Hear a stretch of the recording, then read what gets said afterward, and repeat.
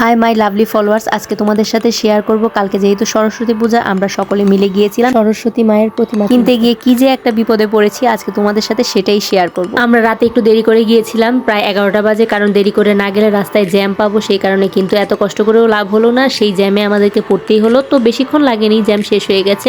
তো আমরা এই তো মন্দিরে চলে আসলাম। মন্দিরে এসে এত ঠাকুর দেখে সত্যি আমরা অবাক হয়ে গেলাম যে এত প্রতিমা একসাথে। আর আমার বাচ্চারা তো কনফিউজড হয়ে গেল যে কিভাবে কোনটা রেখে কোনটা তারা প্রতিমা পছন্দ করবে।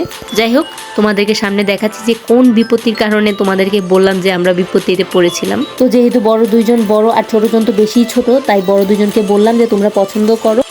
অবশেষে আমি আমার মেজো মেয়েকে বললাম তুমি একটা পছন্দ করো। সে খুঁজে খুঁজে এই যে প্রতিমাটা, এটাকে সে পছন্দ করলো। তো এই প্রতিমাটা খুব সুন্দর ছিল, কিন্তু বিপত্তি বাধে আমার বড় মেয়ে বলছে যে এইটা নিব। আচ্ছা ভালো কথা, এইটা নিব। আমরা আমাদের ধারণার বাইরে, ছোটজন এত ছোট, সেও যে পছন্দ করতে পারে আমাদের ধারণা ছিল না। বলছে তার ওইটা পছন্দ হয়েছে। এখন বড়জন বলছে, মেজোজন বলছে, এখন ছোটজনও বলছে ওইটা পছন্দ হয়েছে। তিনজনের তিন রকম পছন্দ, এর থেকে বিপত্তি হতে পারে। তো মন খারাপ হয়ে গেছে যে ছোট বোন ওইটা পছন্দ করেছে, কিন্তু কিছু করার ছিল না, আমরা ওইটাকেই দিয়ে দিয়েছিলাম রেডি করার জন্য। তো এই ফাঁকে যেহেতু কালী মন্দিরে এসেছি, কালী মায়ের দর্শন না করলে হয়, তাই দর্শন করতে গেলাম। আর এদিকে কিছু বড় বড় প্রতিমা সাজিয়ে রাখা হয়েছে।